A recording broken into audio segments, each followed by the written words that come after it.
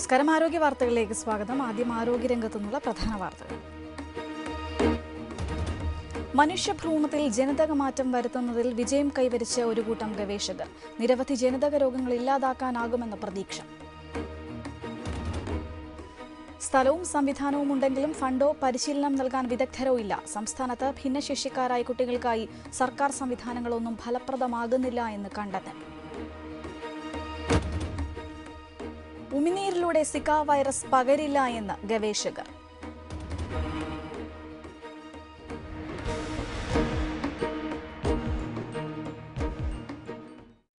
മനുഷ്യഭ്രൂണത്തിൽ ജനിതകമാറ്റം വരുത്തുന്നതിൽ വിജയം കൈവരിച്ച ഒരു കൂട്ടം ഗവേഷകർ. ഇതുവഴി നിരവധി ജനിതക രോഗങ്ങൾ ഇല്ലാതാക്കാനാകുമെന്നാണ് പ്രതീക്ഷിക്കുന്നത്. DNA എഡിറ്റ് ചെയ്താണ് അമേരിക്കൻ ദക്ഷിണ കൊറിയൻ ഗവേഷക സംഘം ഈ നേട്ടം കൈവരിച്ചത്. ക്രിസ്പർ എന്ന ജീനോം എഡിറ്റിംഗ് സാങ്കേതികവിദ്യയുടെ സഹായത്തോടെയാണ് ഇത് സാധ്യമായത്. ഹൈപ്പർട്രോഫിക് കാർഡിയോ മയോപ്പതി ബാധിതനായ ആളിൽ നിന്നെടുത്ത ബീജം ആരോഗ്യമുള്ള അണ്ഡവുമായി ക്രിസ്പർ സാങ്കേതികവിദ്യയുടെ സഹായത്തോടെ സംയോജിപ്പിച്ചാണ് എഡിറ്റിംഗ് നടത്തിയത്. ഈ ഒരാഴ്ച മുലയൂട്ടൽ വാരമായി യുനിസെഫ് ആചരിക്കുകയാണ്. അതിനാൽ തന്നെ മുലയൂട്ടലിൽ അമ്മമാർ ശ്രദ്ധിക്കേണ്ട കാര്യങ്ങളെക്കുറിച്ചാണ് ആരോഗ്യ വാർത്തകൾ ഇന്ന് ചർച്ച ചെയ്യുന്നത്. ചർച്ചയിൽ പങ്കെടുക്കുന്നത് തിരുവനന്തപുരം മെട്രോന ഹോസ്പിറ്റലിലെ ചീഫ് ഗൈനക്കോളജിസ്റ്റായ ഡോക്ടർ പ്രീത PR ആണ്. ഡോക്ടർ, ആരോഗ്യ വാർത്തകളിലേക്ക് സ്വാഗതം.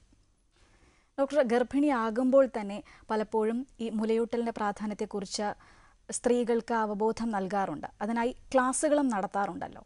എന്തൊക്കെയാണ് പൊതുവെ പറഞ്ഞു കൊടുക്കാറ്? ഒരു സ്ത്രീ ഗർഭിണിയായി കഴിഞ്ഞാൽ നമ്മൾ 5-ാം മാസത്തെ വിസിറ്റിന് ശേഷമാണ് ഈ ബ്രസ്റ്റ് കെയർ അല്ലെങ്കിൽ മുലയൂട്ടൽ ആരംഭിച്ചു കഴിഞ്ഞാൽ എന്തൊക്കെ ശ്രദ്ധിക്കണം എന്നുള്ള കാര്യങ്ങൾ ഒരു സ്ത്രീക്ക് പറഞ്ഞു കൊടുക്കുന്നത്. അതായത് 5 മാസം കഴിഞ്ഞിട്ട് വിസിറ്റ് എന്ന് പറഞ്ഞാൽ ആദ്യത്തെ ഒരു 7-ാം മാസം വരെ മാസത്തിലൊരിക്കലായിരിക്കും. പിന്നെ അത് കഴിഞ്ഞിട്ട് 2 ആഴ്ചയിലൊരിക്കലാണ് ഒരു വിസിറ്റിന് വരുന്നത്. അപ്പോൾ ബ്രസ്റ്റ് കെയർ അപ്പം സാധാരണ ഇതിൽ പലപ്പോഴും നമ്മൾ അവോയ്ഡ് ചെയ്യുന്ന അല്ലെങ്കിൽ സമയം അല്ലെങ്കിൽ തിരക്ക് കാരണം സമയം പരിമിതി മൂലം പറയാൻ പറ്റാത്തൊരു കാര്യമാണ് ബ്രസ്റ്റ് കെയർ എന്ന് പറയുന്നത്. അപ്പം ആ സമയത്ത് പ്രത്യേകിച്ച് ചില സ്ത്രീകൾ ഇങ്ങോട്ട് പറയും ബ്രസ്റ്റിൽ ഇങ്ങനെ നിപ്പിളിൽ ക്രാക്ക് ഉണ്ട്, പ്രോബ്ലംസ് ഉണ്ട്. പക്ഷെ ചിലർ പറയാൻ വിട്ടുപോകും. അങ്ങനെയുള്ളവർക്കാണ് ഈ ഡെലിവറി കഴിയുമ്പോൾ ഫീഡിങ്ങിൻ്റെ സമയമാകുമ്പോഴത്തേക്ക് പ്രശ്നങ്ങളുണ്ടാകുന്നത്. അപ്പോൾ ഈ ഒരു 7 months ഒക്കെ ആകുമ്പോൾ നമ്മൾ സ്ഥിരമായിട്ട് എല്ലാ വിസിറ്റിലും അവർക്ക് പറഞ്ഞ് മനസ്സിലാക്കുന്ന കാര്യമാണ് നിപ്പിൾ കെയർ ചെയ്യുക. അതായത് ഒന്ന് റിട്രാക്റ്റഡ് നിപ്പിൾ. ചിലർക്കത് സ്വന്തമായിട്ട് അറിയില്ലായിരിക്കും. അങ്ങനെയുള്ളവർ നമ്മൾ ചെക്കപ്പ് വേണമെങ്കിൽ ചെക്കപ്പ് ചെയ്ത് നോക്കുക. അല്ലാതെ എഡ്യൂക്കേറ്റഡ് ആയിട്ടുള്ള ആൾക്കാരാണെങ്കിൽ അവർക്ക് സംസാരിക്കാം. അതായത് നിപ്പിൾ ഉള്ളിലോട്ടാണോ അകത്തോട്ടാണോ ഇരിക്കുന്നത്, അത് പുറത്തോട്ടാണോ ഇരിക്കുന്നത്. റിട്രാക്റ്റഡ് നിപ്പിൾ എന്ന് പറയുമ്പോൾ നിപ്പിൾ ബ്രസ്റ്റിനകത്തോട്ട് കയറിയിരിക്കുമ്പോഴാണ് റിട്രാക്റ്റഡ് നിപ്പിൾ. അങ്ങനെയുള്ളവർക്ക് ഡെലിവറിക്ക് ശേഷം കുഞ്ഞിന് സക്ക് ചെയ്യാൻ പറ്റില്ല. അങ്ങനെയുള്ളവർക്ക് നമ്മൾ നേരത്തെ തന്നെ ഒരു സിറിഞ്ച് ഔട്ട് എന്നൊരു മെഷറുണ്ട്. അത് വെച്ച് നമ്മൾ പരിശീലിപ്പിച്ചിട്ട് നിപ്പിൾ പുറത്തോട്ട് വരാനുള്ള കുറച്ച് കാര്യങ്ങളൊക്കെ പറഞ്ഞു കൊടുക്കും. അതുപോലെ തന്നെ നിപ്പിൾ ക്രാക്ക് ചില സ്ത്രീകൾക്ക് സാധാരണ വരുന്നൊരു കാര്യമാണ് നിപ്പിളിൽ പൊട്ടലുണ്ടാവുക. അങ്ങനെ ഉണ്ടെങ്കിലും ബ്രസ്റ്റ് ഫീഡിങ് തുടങ്ങി കഴിയുമ്പോഴത്തേക്കും നല്ല പെയിനും ഒക്കെ വന്ന് ബ്രസ്റ്റ് ഫീഡിങ് അവർ കഴിയുന്നത്ര അവോയ്ഡ് ചെയ്യാൻ ശ്രമിക്കും. അങ്ങനെയുള്ളതിന് നമ്മൾ നേരത്തെ തന്നെ ഇപ്പോൾ 7-ാം മാസമൊക്കെ ആകുമ്പോൾ തന്നെ ക്രാക്ക് നിപ്പിൾ ഉള്ളവർക്ക് നമ്മൾ ഡെയിലി കുളിക്കുമ്പോൾ ഒലീവ് ഓയിൽ അല്ലെങ്കിൽ പച്ച വെളിച്ചെണ്ണ ഉപയോഗിച്ചിട്ട് മസാജ് ചെയ്ത് കുളിക്കുന്നതിന് മുമ്പ് കുറച്ച് സമയം മസാജ് ചെയ്ത് ഓയിലൊക്കെ അപ്ലൈ ചെയ്യുക. ഇങ്ങനത്തെ കാര്യങ്ങളൊക്കെ പറഞ്ഞു കൊടുക്കാറുണ്ട്. പിന്നെ അതുപോലെ നിപ്പിൾ സോർനെസ്, അവിടെ എന്തെങ്കിലും ഇൻഫെക്ഷൻ, കാൻഡിഡ് ഇൻഫെക്ഷനോ അല്ലെങ്കിൽ ഫംഗൽ ഇൻഫെക്ഷനോ ഒക്കെ വന്നിട്ട് നിപ്പിളിന് ചുറ്റും പൊട്ടാറുണ്ട്. പൊട്ടച്ച ക്രാക്കല്ല, ചെറിയ രീതിയിൽ തൊലി അടന്നു പോകാറുണ്ട്. അങ്ങനെയുള്ളവർക്കും ഓയിലോ അല്ലെങ്കിൽ മോയ്സ്ചറൈസിങ് ക്രീമോ അതെല്ലാം ഉപയോഗിച്ച്, അപ്പോൾ ഇൻഫെക്ഷൻ ഉണ്ടെങ്കിൽ ഇൻഫെക്ഷന് വേണ്ടിയിട്ടുള്ള ഓയിൻമെൻറ്റ് അത് അപ്ലൈ ചെയ്തിട്ട് ആ ഇൻഫെക്ഷൻ മാറ്റാനായിട്ട് അഡ്വൈസ് ചെയ്യാറുണ്ട്. ഇതൊക്കെയാണ് സാധാരണഗതിയിൽ ആദ്യം ഈ പ്രോബ്ലംസ് വരാതിരിക്കാനായിട്ട് അഡ്വൈസ് ചെയ്യുന്നത്. പിന്നെ ഉള്ളത് ക്ലാസ് എടുത്ത് കൊടുക്കാറുണ്ട്. ഇപ്പം ഡെലിവറി കഴിഞ്ഞാൽ, ഇപ്പം പ്രസവിച്ച് കഴിഞ്ഞാൽ ഉടൻ പിന്നെ നമുക്ക് ക്ലാസ് എടുക്കാനുള്ള സമയം ഉണ്ടാവില്ല. അവർ കുഞ്ഞിൻ്റെ തിരക്കിലുമൊക്കെ ആയിരിക്കും. അത് കാരണം നേരത്തെ പറയും ഡെലിവറി കഴിഞ്ഞാൽ എപ്പോൾ ഫീഡ് ചെയ്ത് തുടങ്ങണം, അതുപോലെ തന്നെ ഫീഡിങ്ങിൻ്റെ പൊസിഷൻസ് എങ്ങനെയാണ്, ഫീഡിങ് ഹാബിറ്റ്സ് എങ്ങനെയാണ്, ഇതെല്ലാം നേരത്തെ പറഞ്ഞു കൊടുക്കും. അതുപോലെ തന്നെ ഫുഡിൻ്റെ ഇപ്പം പ്രഗ്നൻസി സമയത്തുള്ള ആരോഗ്യം എങ്ങനെയാണ് അത് ഡിറ്റർമിൻ ചെയ്യും അടുത്ത ഡെലിവറി കഴിഞ്ഞിട്ട് പ്രസവം കഴിഞ്ഞിട്ടുള്ള അവരുടെ ആരോഗ്യം. ഇപ്പം പ്രസവത്തിന് മുമ്പ് ഒരു ഹീമോഗ്ലോബിനൊക്കെ ഒരു മിനിമം ഒരു 10 or 11 ഇല്ലെങ്കിൽ പ്രസവം കഴിയുമ്പോൾ കുറച്ച് എന്തായാലും ബ്ലീഡിങ് ഉണ്ടാവും. നോർമൽ ഡെലിവറി ആണെങ്കിലും സിസേറിയൻ ആണെങ്കിലും ബ്ലീഡിങ് ഒക്കെ ഉണ്ട്. അപ്പോൾ അത് കഴിയുമ്പോൾ അവരുടെ ബ്ലഡ് വീണ്ടും കുറഞ്ഞ് ഒരു നല്ല ഹെൽത്തി ആയിട്ടുള്ളൊരു ആരോഗ്യപരമായിട്ടുള്ളൊരു സിറ്റുവേഷൻ അല്ലെങ്കിൽ ഫീഡ് ചെയ്യാനുള്ള ഒരു ശേഷി ഇച്ചിരി കുറവായിരിക്കും, അതുപോലെ മിൽക്ക് കുറവായിരിക്കും. അതുകൊണ്ട് പ്രസവത്തിന് മുമ്പ് ഗർഭിണിയായിരിക്കുമ്പോൾ തന്നെ അത്യാവശ്യം ആരോഗ്യമായിട്ടിരുന്നാൽ മാത്രമേ പ്രസവത്തിന് ശേഷം അവർക്ക് പിന്നെ കുഞ്ഞിൻ്റെ കാര്യം അവരുടെ കാര്യം സ്വന്തമായിട്ട് നോക്കാനൊക്കെ പറ്റത്തുള്ളൂ. അപ്പോൾ ഇങ്ങനത്തെ കാര്യങ്ങളൊക്കെയാണ് ഈ ആൻറ്റിനേറ്റൽ ക്ലാസ് എന്ന് പറയും. ഡെലിവറിക്ക് മുമ്പ് ചെക്കപ്പിന് വരുമ്പോൾ മാസത്തിലൊരിക്കൽ ക്ലാസ് എടുത്ത് പഠിപ്പിച്ചു കൊടുക്കുന്ന കാര്യങ്ങൾ ഇതൊക്കെയാണ്.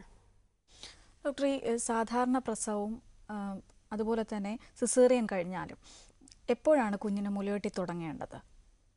ഏതായാലും സിസേറിയനാണെങ്കിലും നോർമൽ ഡെലിവറി ആണെങ്കിലും ഡെലിവറി കഴിഞ്ഞാൽ ഉടൻ തന്നെ, ഇപ്പോൾ നോർമൽ ഡെലിവറി ആണെങ്കിൽ കുഞ്ഞിനെ എടുത്ത് ചിലപ്പോൾ നമ്മൾ ശരിക്കും ഈ WHO അതായത് ഇത് ലോകാരോഗ്യ സംഘടനയും IAP Indian academy of paediatrics ഒക്കെ പറയുന്നത് ഡെലിവറി കഴിഞ്ഞ് കുഞ്ഞിൻ്റെ കോഡ്, അതായത് അംബിലിക്കൽ കോഡ്, അമ്മയും കുഞ്ഞുമായിട്ട് കണക്ട് ചെയ്യുന്ന കുഞ്ഞിൻ്റെ പൊക്കിൾ കൊടിയുണ്ട്, അത് കട്ട് ചെയ്യുന്നതിന് മുമ്പ് തന്നെ കുഞ്ഞിനെ എടുത്ത് അമ്മയുടെ വയറ്റിലോട്ട് ഇടണമെന്നാണ് പറയുന്നത്, ആ ഒരു ബോണ്ടിങ് സ്റ്റാർട്ട് ചെയ്യാൻ വേണ്ടി. അപ്പോൾ സാധാരണ നമ്മൾ കട്ട് ചെയ്ത് കഴിഞ്ഞാൽ ഇമ്മീഡിയറ്റ്ലി കുഞ്ഞ് കരഞ്ഞ് ഫസ്റ്റ് ക്രൈ കഴിഞ്ഞാൽ ഉടൻ തന്നെ കുഞ്ഞിനെ അമ്മയുടെ വയറ്റിലിടും. നോർമൽ കോഴ്സിൽ ഒരു നാച്ചുറൽ കുഞ്ഞിനെ സക്ക് ചെയ്യാനുള്ള ഒരു നാച്ചുറൽ ടെൻഡൻസി കാണും. അപ്പോൾ നമ്മൾ വയറ്റിലോട്ട് ഇട്ടാൽ നമുക്ക് കാണാൻ കഴിയും, കുഞ്ഞ് പതുക്കെ ക്രോൾ ചെയ്ത് ചെറിയൊരു മൂവ്മെൻറ്റിൽ കുഞ്ഞ് തന്നെ ആ ബ്രസ്റ്റ് കണ്ടുപിടിച്ച് സക്ക് ചെയ്ത് തുടങ്ങും. അതാണ് ഒരു നാച്ചുറൽ റിഫ്ലെക്സ് എന്ന് പറയുന്നത്. ആ റിഫ്ലെക്സ് ആദ്യം ജനറേറ്റ് ചെയ്യാൻ ഇമ്മീഡിയറ്റ്ലി ഡെലിവറി കഴിഞ്ഞാൽ ഉടൻ തന്നെ നമ്മൾ ബ്രസ്റ്റ് ഫീഡിങ് സ്റ്റാർട്ട് ചെയ്യും. അത് കുഞ്ഞിനതൊക്കെ കൊണ്ട് തന്നെ നമ്മൾ ആദ്യം അമ്മയുടെ പുറത്തോട്ട് അങ്ങ് ഇട്ടേക്കും. അത് തന്നെത്താൻ ചെറുതായിട്ടൊരു മൂവ്മെൻ്റൊക്കെ വെച്ച് അത് ബ്രസ്റ്റ് കണ്ടുപിടിച്ച് അത് സക്ക് ചെയ്ത് തുടങ്ങും. അതാണ് ഫസ്റ്റ് റിഫ്ലെക്സ്. സിസേറിയൻ കഴിയുകയാണെങ്കിൽ സ്റ്റിച്ചൊക്കെ ഇട്ടിട്ട് അമ്മയെ ട്രോളിലോട്ട് ഷിഫ്റ്റ് ചെയ്ത് എത്രയും പെട്ടെന്ന് അമ്മ സ്റ്റേബിൾ ആവും അത്രയും പെട്ടെന്ന് തന്നെ സക്കിങ്, കുഞ്ഞിനെ അമ്മയുടെ അടുത്ത് കൊണ്ടുപോവുക. ഫസ്റ്റ് നമ്മൾ ട്രോളിൽ നിന്ന് ഇറക്കി കഴിഞ്ഞാൽ ഉടൻ തന്നെ സക്ക് ചെയ്യിപ്പിക്കുക, ഫസ്റ്റ് സക്കിങ്. അത് ചിലപ്പം മിൽക്കൊന്നും കിട്ടണമെന്നില്ല, പക്ഷേ ആ റിഫ്ലെക്സ് അമ്മയും കുഞ്ഞുമായിട്ടുള്ള ബോണ്ടിങ് അത് സ്റ്റാർട്ട് ചെയ്യാൻ വേണ്ടിയിട്ടാണ് ആദ്യത്തെ ഒരു സക്കിങ് നമ്മൾ കൊടുക്കുന്നത്. അല്ലാതെ ഫീഡിങ് മാത്രമല്ല ഉദ്ദേശം. അതിൻ്റെ ഏറ്റവും ഇപ്പോൾ നമ്മൾ ഈ ഒരു ആഴ്ച മുലയൂട്ടൽ വാരമായിട്ട് ആഘോഷിക്കുമ്പം തന്നെ അതിന് ഈ ഒരു ഫീഡിങ് മാത്രമല്ല അവർ പറയുന്നത്, അതിനകത്ത് കുറേ ലക്ഷ്യങ്ങൾ അവർ യൂണിസെഫ് അതിനകത്ത് നിർദ്ദേശിച്ചിട്ടുണ്ട്. അതായത് ഒന്ന്, അമ്മയും കുഞ്ഞുമായിട്ടുള്ള ബോണ്ടിങ് കൊണ്ട് ഉദ്ദേശിക്കുന്ന ഒരു ജനറേഷനും അടുത്ത ജനറേഷനും തമ്മിലുള്ള ബോണ്ടിങ് ആണ്. അപ്പം അവർ ഈ മുലയൂട്ടൽ വാരം ആഘോഷിക്കുന്നതിനോടൊപ്പം തന്നെ ഇപ്പോഴത്തെ ജനറേഷനിലുള്ള ആൾക്കാരും അടുത്ത ജനറേഷനിലുള്ള ആൾക്കാരും തമ്മിലുള്ള ആ ഒരു ബോണ്ടിങ്ങിനെ സ്ട്രെസ് ചെയ്യാൻ കൂടിയിട്ടാണ് ഈ 1 വീക്ക് ഇത്രയും കാര്യമായിട്ട് പല ഓർഗനൈസേഷനും പല എന്താ പറയുക, ഈ റോട്ടറി ക്ലബ്ബ്, ലയൺസ് ക്ലബ്ബ്, അങ്ങനത്തെ പല ഓർഗനൈസേഷനും ഇതിനെ നന്നായിട്ട് പ്രൊമോട്ട് ചെയ്യുന്നുണ്ട്. അത് മാത്രമല്ല വേറൊരു കാര്യം പറയുന്നത്, ബ്രസ്റ്റ് ഫീഡിങ് എന്ന് പറഞ്ഞാൽ ബ്രസ്റ്റ് മിൽക്ക് എന്ന് പറയുന്നത് സാധാരണഗതിയിൽ ഏറ്റവും വലിയ ഗുണമെന്ന് പറഞ്ഞാൽ ഏറ്റവും ചീപ്പാണ്. നമ്മൾ ഫോർമുല ഫീഡ് വാങ്ങിക്കുന്ന ഒരു ബോട്ടിൽ 400 രൂപയാണ്. ഇത് ഒരു പൈസയും കൂടാതെ കിട്ടുന്ന ഒരു സംഭവമാണ്. അപ്പോൾ അത് ചീപ്പ് മാത്രമല്ല, അതിൻ്റെ ബാക്കി എന്തൊക്കെയാണ് അഡ്വാൻറ്റേജ് എന്ന് പറഞ്ഞാൽ, ഒന്ന്, ബ്രസ്റ്റ് ഫീഡിനകത്തുള്ള നേരത്തെ നിങ്ങളുടെ ഇവിടുത്തെ വേറെ സംവാദങ്ങളിൽ പറഞ്ഞിട്ടുള്ള കാര്യമാണ്, ഏറ്റവും നാച്ചുറലായിട്ടുള്ളൊരു മിൽക്കാണ്. അതിനകത്ത് പ്രിസർവേറ്റീവ് അടങ്ങിയിട്ടില്ല, അതിനകത്ത് നാച്ചുറൽ കണ്ടൻറ്റ് മാത്രമേ ഉള്ളൂ. അപ്പോൾ അതുകൊണ്ട് ഈ യുണിസെഫ് ഇപ്പോൾ ആഘോഷിക്കുമ്പോൾ അവർ വേറൊരു കാര്യം പറയുന്നുണ്ട്, പൊല്യൂഷൻ കൺട്രോൾ. അതും ഈ ബ്രസ്റ്റ് ഫീഡിങ് വീക്കിൽ അവർ സ്ട്രെസ് ചെയ്യുന്നൊരു കാര്യം, നാച്ചുറലായിട്ട് കിട്ടുന്നൊരു കാര്യം നമ്മൾ ആർട്ടിഫിഷ്യൽ ആക്കാതിരിക്കാൻ വേണ്ടിയിട്ടാണ്. ഇപ്പോൾ ഇതിനോടൊപ്പം തന്നെ അവർ ഈ ബ്രസ്റ്റ് ഫീഡിങ് ആഘോഷിക്കുന്നതിനോടൊപ്പം തന്നെ ഗ്രീൻ സാപ്ലിങ്സ്, അവൻ്റെ ചെറിയ ചെടികൾ നട്ട് വളർത്തുന്നുണ്ട്. അതും ഇതെല്ലാം കൂടെ കോറിലേറ്റ് ചെയ്യാൻ വേണ്ടിയിട്ടാണ് ഈ ഒരു വീക്ക്. അപ്പോൾ ഇതിനകത്ത് 4 ഗോൾസാണ് തന്നിട്ടുള്ളത്. ഒന്ന് പോവർട്ടി അവോയ്ഡ് ചെയ്യുക, പിന്നെ ബോണ്ടിങ് കൂട്ടുക, 2 ജനറേഷൻ തമ്മിലുള്ള ബോണ്ടിങ് കൂട്ടുക, പിന്നെ എൻവയോൺമെൻറ്റൽ പ്രൊട്ടക്ഷൻ, അതായത് നമ്മൾ ഈ പ്രിസർവേറ്റീവ്സ് ഒക്കെ അവോയ്ഡ് ചെയ്യുക. അതെന്ന് വെച്ചാൽ ഇൻഫൻറ്റ് ഫോർമുല ഫുഡ് അവോയ്ഡ് ചെയ്തിട്ട് നാച്ചുറലായിട്ടുള്ളത് ഉപയോഗിക്കുക. ഇതെല്ലാമാണ് ഈ ബ്രസ്റ്റ് ഫീഡിങ്ങിൽ വരുന്നത്. അപ്പം നമ്മൾ സാധാരണഗതിയിൽ ഡെലിവറി കഴിഞ്ഞാലും സിസേറിയൻ കഴിഞ്ഞാലും എത്രയും പെട്ടെന്ന് കുഞ്ഞിനെ കൊണ്ട് ഫീഡ് ചെയ്യിപ്പിക്കുക, ആ ഒരു ബോണ്ടിങ് നിലനിർത്തുക. അതിനോടൊപ്പം തന്നെ അതിന് കിട്ടുന്ന ആദ്യം കിട്ടുന്ന നാച്ചുറലായിട്ട് കിട്ടുന്ന ഒരു സാധനം കുഞ്ഞിന് കൊടുക്കുക. അതാണ് ഇതുകൊണ്ട് ഉദ്ദേശിക്കുന്നത്. ഡോക്ടർ, പലപ്പോഴും കുഞ്ഞിന് വയറ് വീർത്തോ എന്നത് പല അമ്മമാർക്കും മനസ്സിലാകാറില്ല. ശരിക്കും പറഞ്ഞാൽ ഒരു ദിവസം എത്ര പ്രാവശ്യം മുലയൂട്ടണം കുഞ്ഞിനെ? നോർമലി പറയുന്നത് 8 to 10 ടൈംസ് മിനിമം. ചിലർക്ക് 15 പ്രാവശ്യമൊക്കെ ഒരു ദിവസം ഫീഡ് ചെയ്യേണ്ടി വരും. അപ്പോൾ 8 to 10 ടൈംസ് ആണ് മിനിമം. അതായത് 1.5-2 മണിക്കൂർ ഇടവിട്ട് കുഞ്ഞിനെ ഫീഡ് ചെയ്യണമെന്നാണ്. അപ്പം ഇത് ശ്രദ്ധിക്കേണ്ട കാര്യങ്ങൾ, ഇപ്പോൾ ഒന്ന് ഫീഡ് ചെയ്ത് തുടങ്ങി കഴിയുമ്പോൾ ചിലപ്പം കുഞ്ഞ് ഉറങ്ങുവാണ്. പലപ്പോഴും പറ്റുന്നൊരു കാര്യം ഇതാണ്, കുറച്ച് അജ്ഞതയുള്ള ആൾക്കാരുടെ പ്രശ്നം ഇതാണ്, കുഞ്ഞ് ഉറങ്ങുവാണ്, കുഞ്ഞ് ഉണർന്നില്ല.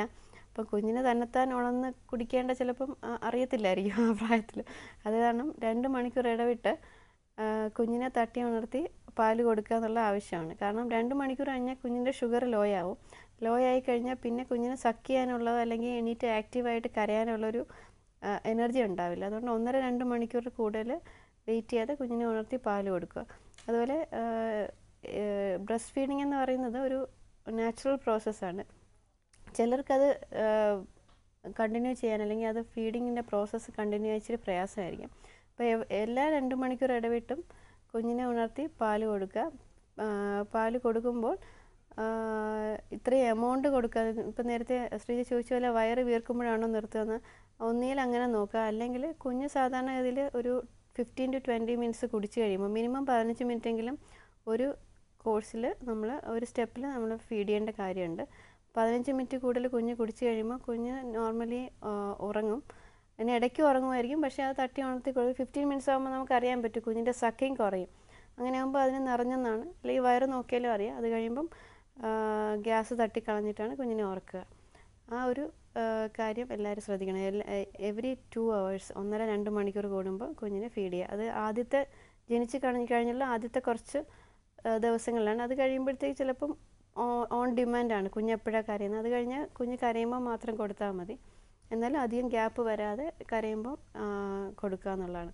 നമ്മുടെ ഇപ്പോഴത്തെ തീം അനുസരിച്ച്, അല്ലെങ്കിൽ ഇപ്പോഴത്തെ നമ്മുടെ WHO ലോകാരോഗ്യ സംഘടനയുടെ നിർദ്ദേശം അനുസരിച്ച് എക്സ്ക്ലൂസീവ് ബ്രസ്റ്റ് ഫീഡിങ്, അതായത് ബ്രസ്റ്റ് ഫീഡിങ് മാത്രം, മുലയൂട്ടൽ മാത്രമേ ആദ്യത്തെ 6 മാസത്തേക്ക് പാടുള്ളൂ. അതിന് സപ്ലിമെൻ്റായിട്ട് ഒരു ഫോർമുല ഫുഡോ വെള്ളമോ ഒന്നും കൊടുക്കേണ്ട കാര്യമില്ല. ആ സമയങ്ങളിൽ നമുക്ക് എക്സ്ക്ലൂസീവ് ബ്രസ്റ്റ് ഫീഡിങ്ങിൽ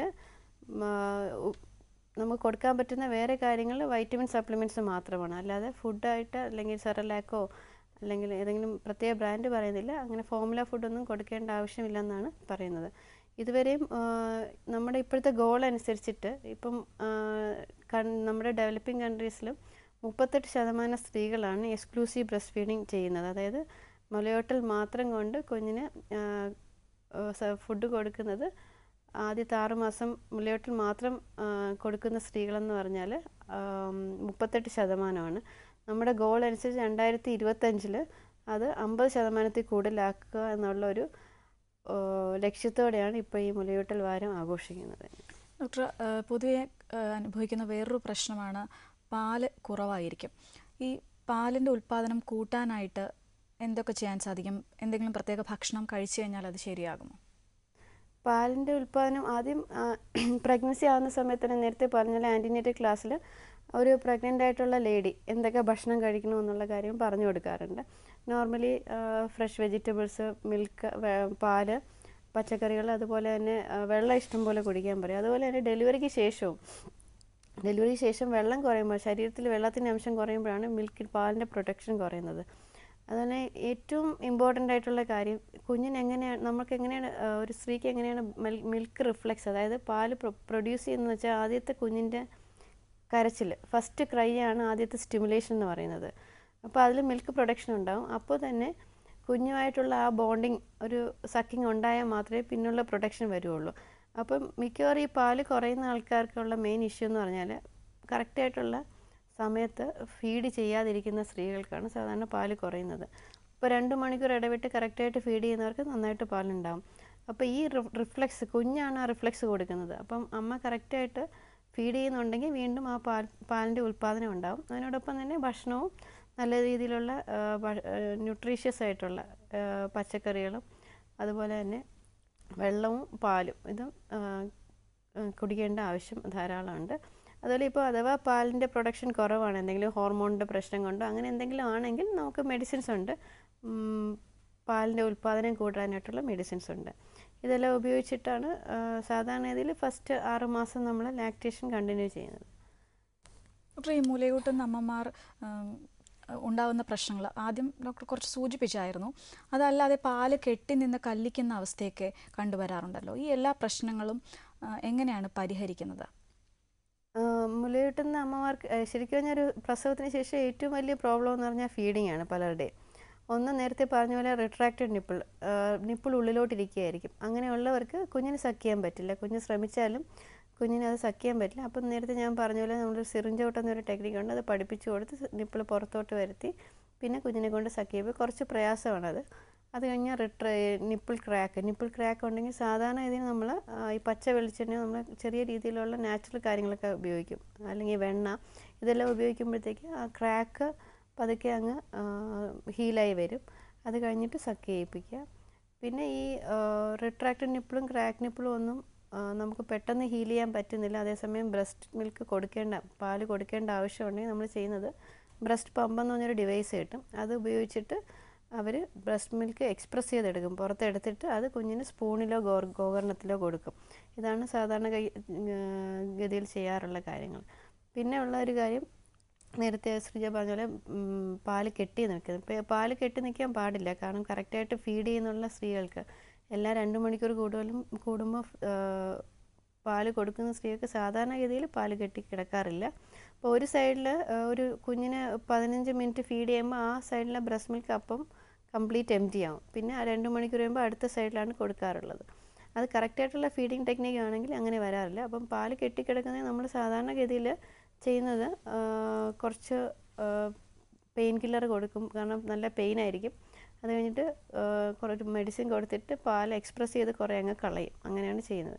ഇനി ചിലർക്ക് ഈ 2-3 ദിവസമൊക്കെ ആയി കെട്ടിക്കിടക്കുന്നവർക്ക് അതിനകത്ത് ഇൻഫെക്ഷൻ വരും. ഇൻഫെക്ഷൻ വന്നിട്ട് അത് പഴുത്തിട്ട് ആ പഴുപ്പ് കെട്ടിക്കിടക്കും. അങ്ങനെയുള്ളവർക്ക് നമുക്ക് വേറെ മാർഗ്ഗമൊന്നുമില്ല. അത് ഒരു ചെറിയ IND എന്ന് പറയും, അതായത് കീറിയെടുത്ത് പഴുപ്പ് കളയേണ്ട കാര്യമുണ്ട്.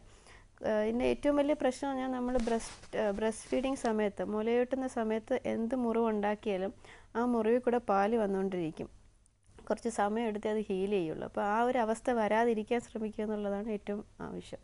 കാരണം പഴുത്ത് കഴിഞ്ഞാൽ ആൻറ്റിബയോട്ടിക് കൊടുക്കണം. ഈ ആൻറ്റിബയോട്ടിക് കൊടുത്തു കഴിഞ്ഞാൽ കുഞ്ഞിന് പിന്നെ പാല് കൊടുക്കുമ്പോൾ കുഞ്ഞിന് ആൻറ്റിബയോട്ടിക്കിൻ്റെ എഫക്റ്റ് വരും. അങ്ങനെ പല പ്രശ്നങ്ങളും ഉള്ളതുകൊണ്ട് കഴിയുന്നതും പാല് കെട്ടിക്കിടക്കാതെ നോക്കുക. 2-3 ദിവസമൊക്കെ ആയിക്കഴിഞ്ഞാൽ ഉറപ്പായിട്ട് അതിൽ പഴുക്കാനുള്ള ചാൻസ് ഉണ്ട്. ഇതൊക്കെയാണ് സാധാരണ ബ്രസ്റ്റിൽ വരുന്ന ഈ മുലയൂട്ടുന്ന അമ്മമാർക്ക് ഉണ്ടാകുന്ന പ്രശ്നങ്ങൾ. പിന്നെ വളരെ അപൂർവമായിട്ട് നമ്മൾ കാണുന്നൊരു കാര്യമാണ് ബ്രസ്റ്റിൽ ക്യാൻസർ വരിക എന്നുള്ളത്. മുലയൂട്ടുന്ന അമ്മമാർക്ക് വരുന്നൊരു ക്യാൻസറാണ് ഇൻഫ്ലമേറ്ററി കാഴ്സിനോമ എന്ന് പറയുന്നത്. ബാക്കി ഇൻഫ്ലമേറ്ററി കാഴ്സിനോമ സാധാരണഗതിയിൽ ഈ ക്യാൻസർ മുലയൂട്ടുന്ന അമ്മമാർക്ക് മാത്രം കാണുന്നതാണ്. അല്ലാത്ത സ്ത്രീകൾക്ക് വേറെ ടൈപ്പ് ഓഫ് ക്യാൻസറാണ് വരുന്നത്. അപ്പം ഞാൻ നേരത്തെ പറഞ്ഞ പോലെ പാല് കെട്ടിക്കിടക്കുകയാണ് എന്നൊക്കെ കരുതി നമ്മൾ ഇത് മുറിച്ച് പഴുപ്പ് കളയുന്ന സമയത്ത് അത് പഴുപ്പല്ല വേറെ എന്തെങ്കിലും ആണെങ്കിൽ നമ്മളത് ടെസ്റ്റ് ചെയ്യാനായിട്ട് അയക്കണം. അതായത് FNAC എന്ന് പറയും, കുത്തി പരിശോധിച്ച് ടെസ്റ്റ് ചെയ്യാൻ അതിന് ക്യാൻസറിൻ്റെ അംശം ഉണ്ടോ എന്ന് അറിയാം. അപ്പം ഡെലിവറി കഴിഞ്ഞിട്ടുള്ള സ്ത്രീകൾ, മുലയൂട്ടുന്ന അമ്മമാർക്ക് മുലയിൽ എന്തെങ്കിലും തടുപ്പോ എന്തെങ്കിലും ഉണ്ടെന്ന് പറയുകയാണെങ്കിൽ അതെപ്പോഴും ഈ പാല് ആവണമെന്നില്ല. വളരെ അപൂർവമായിട്ട് അത് ക്യാൻസർ ആവാനും ചാൻസ് ഉണ്ട്. ഞങ്ങൾ ഒരു 2-3 മാസം മുമ്പ് ഒരു 25 വയസ്സായ ഒരു സ്ത്രീ 2ാമത്തെ ഡെലിവറി കഴിഞ്ഞിട്ട് ഇതുപോലെ തടിപ്പായിട്ട് വന്ന് ടെസ്റ്റ് ചെയ്തപ്പോൾ അത് ക്യാൻസർ ആയിരുന്നു. അപ്പോൾ അതുകൊണ്ട് ഏത് പ്രായത്തിലും മുലയൂട്ടുന്ന അമ്മമാർക്കും ക്യാൻസർ വരാനുള്ള സാധ്യതയുണ്ട്.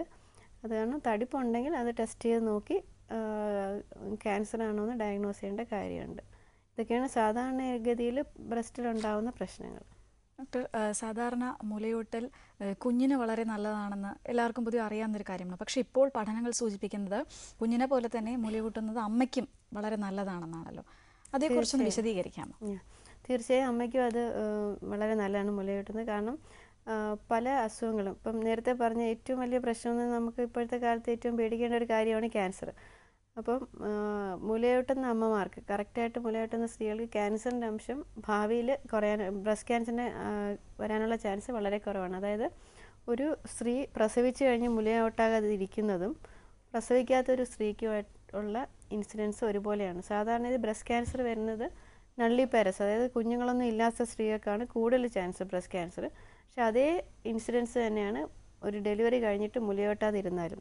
ഇപ്പം ബ്രസ്റ്റ് മിൽക്ക്, അതായത് നമ്മുടെ ബ്രസ്റ്റ് മിൽക്ക് സക്ക് ചെയ്ത് കഴിഞ്ഞാൽ അതിൻ്റെ ഒരു ഹോർമോൺ ഉണ്ട്. ആ ഹോർമോൺ നമ്മുടെ ഈ ബ്രസ്റ്റ് ക്യാൻസർ ഉണ്ടാക്കാൻ ചാൻസ് ആയിട്ടുള്ള ഒരു സബ്സ്റ്റൻസിനെ കുറയ്ക്കും. അതാണ് അതിൻ്റെ തിയറി പറയുന്നത്. അപ്പോൾ അത് കാരണം ഇതൊരു ഭാവിയിൽ ബ്രസ്റ്റ് ക്യാൻസർ വരാനുള്ള ചാൻസ് വളരെ കുറവാണ്. പിന്നെ ബാക്കി കാര്യങ്ങളെന്ന് പറഞ്ഞാൽ ഒന്ന് നമ്മൾ ഈ ബ്രസ്റ്റ് മിൽക്ക് മുലയൂട്ടുന്ന അമ്മമാർക്ക് ആ ഹോർമോണിൻ്റെ എഫക്റ്റ് കാരണം ഗർഭപാത്രം പെട്ടെന്ന് ചുരുങ്ങും, ബ്ലീഡിങ് കുറവായിരിക്കും, പ്രസവാനന്തരം ഉണ്ടാകുന്ന ബ്ലീഡിങ് വളരെ കുറവായിരിക്കും. അതുപോലെ തന്നെ വെയിറ്റ് ലോസ്, സാധാരണഗതിയിൽ പ്രസവിച്ച് കഴിഞ്ഞാൽ വെയിറ്റ് പെട്ടെന്ന് ഗെയിൻ ചെയ്ത് കഴിയും, കാരണം റെസ്റ്റ് എടുക്കുന്നത് കൊണ്ടും പ്രത്യേകിച്ച് ആ കുറച്ച് കാലത്തേക്ക് വലിയ പണിയൊന്നും ചെയ്യാതിരിക്കുന്നതുകൊണ്ട് വെയിറ്റ് പെട്ടെന്ന് കൂടാനുള്ള ചാൻസ് ഉണ്ട്. പക്ഷേ ബ്രസ്റ്റ് ഫീഡിങ് അമ്മമാർക്ക് വെയിറ്റ് ലോസ് ഉണ്ടാവാൻ ചാൻസ് ഉണ്ട്. വെയിറ്റ് ലോസ് പറഞ്ഞാൽ അമിതമായിട്ടല്ല, ആവശ്യത്തിനുള്ള വെയിറ്റ് ലോസ് വരും. ബോഡിയിൽ കെട്ടിക്കിടക്കുന്ന ഫ്ലൂയിഡൊക്കെ നഷ്ടപ്പെടാൻ ചാൻസ് ഉണ്ട്. ഇതൊക്കെ കൊണ്ട് അതുപോലെ തന്നെ പലപ്പോഴും ഇൻഫെക്ഷൻസ് ഒക്കെ പ്രിവെൻറ്റ് ചെയ്യാൻ പറ്റും ഫീഡിങ് ഒക്കെ ഉള്ള ലേഡീസിന്. പിന്നെ ബ്ലീഡിങ്ങിൻ്റെ അംശം, ഹെമറേജ് കുറവായിരിക്കും. ഇതൊക്കെയാണ് സാധാരണഗതിയിൽ അമ്മമാർക്കുള്ള അഡ്വാൻറ്റേജസ്. മുലയൂട്ടലിൽ അമ്മമാർ ശ്രദ്ധിക്കേണ്ട കാര്യങ്ങളെക്കുറിച്ചായിരുന്നു ആരോഗ്യ വാർത്തകൾ ഇന്ന് ചർച്ച ചെയ്തത്. ചർച്ചയിൽ പങ്കെടുത്തത് തിരുവനന്തപുരം മെഡിട്രീന ഹോസ്പിറ്റലിലെ ചീഫ് ഗൈനക്കോളജിസ്റ്റായ ഡോക്ടർ പ്രീത PR ആണ്. ഡോക്ടർ വളരെയധികം നന്ദി ആരോഗ്യ വാർത്തകളിൽ പങ്കെടുത്ത് വിവരങ്ങൾ പങ്കുവച്ചത്. സ്ഥലവും സംവിധാനങ്ങളുമുണ്ട്, എന്നാൽ ആവശ്യമായ ഫണ്ടോ പരിശീലനം നൽകാൻ വിദഗ്ധരായ തെറാപ്പിസ്റ്റോ ഇല്ല. സംസ്ഥാനത്തെ 100 കണക്കിന് വരുന്ന ഓട്ടിസം അടക്കം ബാധിച്ച ഭിന്നശേഷിക്കാരായ കുട്ടികൾക്കായി സർക്കാർ സംവിധാനങ്ങളൊന്നും ഫലപ്രദമാകുന്നില്ല എന്നാണ് കണ്ടെത്തൽ. രാജ്യത്ത് ജനിക്കുന്ന 200 കുട്ടികളിൽ ഒരാൾക്ക് ഓട്ടിസമോ മറ്റ് ഭിന്നശേഷിയോ കണ്ടെത്തുന്നു എന്നാണ് ആരോഗ്യവകുപ്പിന്റെ റിപ്പോർട്ട്. സമൂഹത്തിൽ ഏറ്റവും കൂടുതൽ കരുതൽ വേണ്ട കുട്ടികളാണ് ഇവർ ഓരോരുത്തരും. എന്നാൽ പലപ്പോഴും ഇവരിൽ ഭൂരിപക്ഷം പേർക്കും കൃത്യമായ ചികിത്സാ സൗകര്യങ്ങൾ ലഭിക്കുന്നില്ല എന്നതാണ് വാസ്തവം. കൃത്യമായ തെറാപ്പി ചികിത്സയിലൂടെ ഇവരെ ജീവിതത്തിലേക്ക് കൊണ്ടുവരാൻ കഴിയും എന്നിരിക്കെയാണ് ഈ ദുർഗതി. പലപ്പോഴും സാമ്പത്തിക പരാധീനതകളാണ് അസുഖബാധിതരായ കുട്ടികളുടെ കുടുംബത്തിന് തിരിച്ചടിയാകുന്നത്. സർക്കാർ സംവിധാനങ്ങളും ഇവിടെ അകന്നു നിൽക്കുന്നു. ആവശ്യമായ ഫണ്ടും ലഭിക്കുന്നില്ല. ഒരു ക്ലസ്റ്ററിന് 16,000 രൂപയാണ് അനുവദിക്കുന്നത്.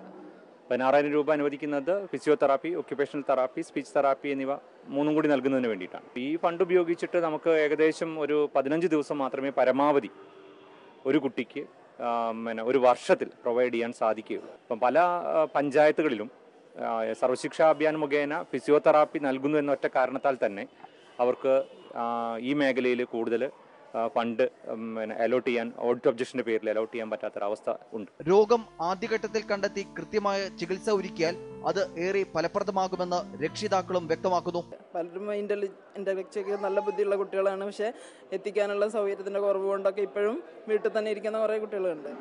ഇത്തരം സെന്റർ ഒന്നും കൂടി ഉണർന്ന് ഈ കുട്ടികൾക്കൊരു വേണ്ട വിധത്തിലൊരു ട്രാൻസ്പോർട്ടേഷനോ അങ്ങനെ എന്തെങ്കിലും ഒരു വണ്ടി സൗകര്യം കൊടുക്കുകയാണെങ്കിൽ ഒന്നും കൂടി ഈ കുട്ടികളെ ഇങ്ങനത്തെ സെന്റേഴ്സിൽ എത്തിക്കാനും കുട്ടികൾക്കൊരു നല്ല അവരെ കാര്യത്തിനെങ്കിലും മതിയാവുന്ന അവസ്ഥയിലേക്ക് കുട്ടികളെ എത്തിക്കാൻ പറ്റും. സർക്കാർ ഇതര സംവിധാനങ്ങളും കൈകോർത്താൽ ഈ വിഷമഘട്ടം മറികടക്കാവുന്നതേയുള്ളൂ. അതിലൂടെ വലിയൊരു മാറ്റം ഈ മേഖലയിൽ നടത്താം. ഒപ്പം അവശത അനുഭവിക്കുന്ന കുറെ പേർക്ക് അത് ആശ്വാസകരമാവുകയും ചെയ്യും. Shyam K Warrier, Amrita News, Kozhikode. സാധാരണ രീതിയിലുള്ള സമ്പർക്കങ്ങളിലൂടെയോ ഉമിനീരിലൂടെയോ സിക വൈറസ് പകരില്ല എന്ന് ഗവേഷകർ. ചുംബനത്തിലൂടെയോ ഭക്ഷണം കഴിക്കുന്ന സ്പൂണും ഫോർക്കും കൈമാറുന്നതിലൂടെയോ സിക വൈറസ് മറ്റൊരാളിലേക്ക് പകരില്ല എന്നാണ് ഗവേഷകർ പറയുന്നത്. ഉമിനീരിൽ സാധാരണയായി സിക വൈറസ് കാണപ്പെടാറുണ്ടെങ്കിലും ഉമിനീരിലെ ആന്റി മൈക്രോബിയൽ ഘടകങ്ങൾ സിക വൈറസുകളെ നിർജ്ജീവമാക്കുന്നതായി ഗവേഷണത്തിന് നേതൃത്വം നൽകിയ ക്രിസ്റ്റ്യാന ന്യൂമാൻ വ്യക്തമാക്കി. കൊതുക് കടിയേറ്റ് സിക വൈറസ് ബാധയുണ്ടായാൽ വൈറസുകൾ രക്തത്തിലും ഉമിനീരിലും 2 ആഴ്ചയോളം കാണപ്പെടും. 2 ആഴ്ചയോളം തന്നെ മുലപ്പാലിലും വൈറസുകൾക്ക് ജീവിക്കാനാകും. എന്നാൽ ബീജത്തിൽ ഈ വൈറസുകൾക്ക് മാസങ്ങളോളം ജീവിക്കാനാകും. അമേരിക്കയിലെ വിസ്കോസിൻ മാഡിസൺ സർവകലാശാലയിലെ ഗവേഷകരാണ് പഠനത്തിന് പിന്നിൽ. പ്രധാന വാർത്തകൾ വീണ്ടും. മനുഷ്യഭ്രൂണത്തിൽ ജനിതക മാറ്റം വരുത്തുന്നതിൽ വിജയം കൈവരിച്ച ഒരു കൂട്ടം ഗവേഷകർ. നിരവധി ജനിതക രോഗങ്ങൾ ഇല്ലാതാക്കാനാകുമെന്ന പ്രതീക്ഷ. സ്ഥലവും സംവിധാനങ്ങളും ഉണ്ടെങ്കിലും ഫണ്ടോ പരിശീലനം നൽകാൻ വിദഗ്ധരോ ഇല്ല. സംസ്ഥാനത്ത് ഭിന്നശേഷിക്കാരായ കുട്ടികൾക്കായി സർക്കാർ സംവിധാനങ്ങളൊന്നും ഫലപ്രദമാകുന്നില്ല എന്ന് കണ്ടെത്തൽ. ഉമിനീരിലൂടെ സിക വൈറസ് പകരില്ല എന്ന് ഗവേഷകർ. ആരോഗ്യ വാർത്ത നിങ്ങൾക്ക് വെബ്സൈറ്റിൽ ലഭ്യമാണ്. amrthatv.com/health സന്ദർശിക്കുക. യൂട്യൂബിൽ കാണാൻ youtube.com/amrthatv സന്ദർശിക്കുക.